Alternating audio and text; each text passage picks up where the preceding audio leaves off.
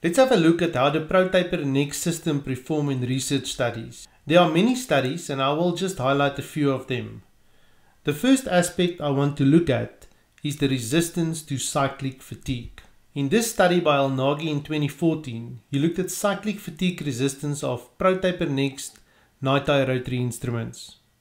He concluded that ProTaper Next had a greater resistance to cyclic fatigue compared to ProTaper Universal and the HyFlex instruments, but not to the twisted file system. Also in 2014, Perez-Higueras et al. Tested the differences in cyclic fatigue resistance between ProTaper Next and ProTaper Universal at the 5 and 8 mm levels from the tip of the instrument. They concluded that the ProTaper Next files will last significantly longer than ProTaper Universal files, with a probability of about 98% at all tested levels, except for the ProTaper Universal S1, which was significantly the most resistant instrument to cyclic fatigue at 5 mm from the tip.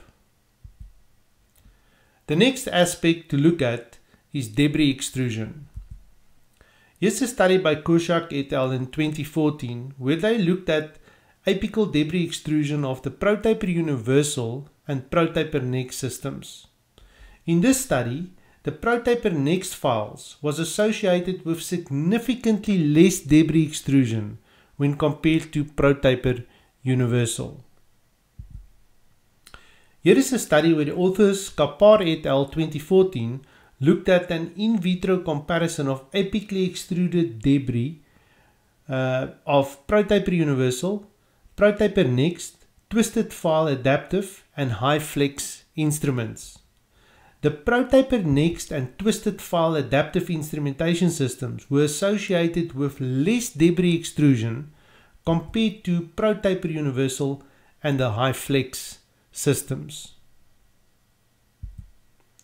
I think that you will agree that canal shaping ability is quite an important aspect to look at. The first study I want to highlight here was done by Bertlein, Mattei and Schaefer in 2014. They looked at the shaping ability of ProTaper Next and BT Race NiTi instruments in severely curved root canals. They firstly concluded that all instruments maintained root canal curvature and that the ProTaper Next files achieved the fastest preparation time between the two systems. The second study on the shaping ability was done by Zhao, Shen Peng and Hapasolo in 2014. They looked at root canal preparation of mandibular molars with 3 NiTi systems, ProTaper Universal, ProTaper Next and Wave 1, using micro-computed tomography. They firstly concluded that all 3 systems shaped root canals in mandibular first molars without significant shaping errors. And secondly, that the curved canals prepared with the ProTaper Next instruments demonstrated less apical transportation than the canals prepared with Wave 1 or ProTaper Universal. Another interesting study and more recent was done by Pascolini et al. In 2015. This was also a micro-CT study where they evaluated the shaping ability of ProTaper Next and the BioRace system in maxillary first molar teeth with curved canals. They made 3 important conclusions from this study. Firstly, that neither systems produced significant shaping errors in curved canals. Secondly, canal centering ability was significantly superior with the ProGlider ProTaper Next combination compared to the Scout Race BioRace combination. ProGlider and ProTaper Next demonstrated more conservative enlargement of the root canal areas. This is represented by the top group, Group A on this slide. And on average, the ProGlider and ProTaper Next reduced the inner dentine wall thickness to a lesser extent than the Scout Race BioRace group, and that is represented by the bottom 3 images, Group B. However, this was not statistically significant, but you can clearly see the differences on this slide. And thirdly, they concluded from this study that the offset cross-section did not influence the final taper. The ProTaper Next X2 instrument ended up in producing a 7% taper in the coronal aspect of the canals.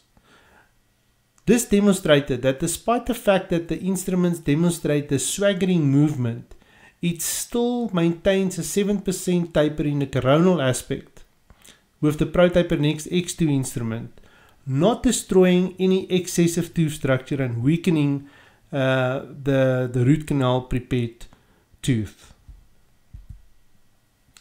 The last research aspect I want to touch on is crack formation in dentine.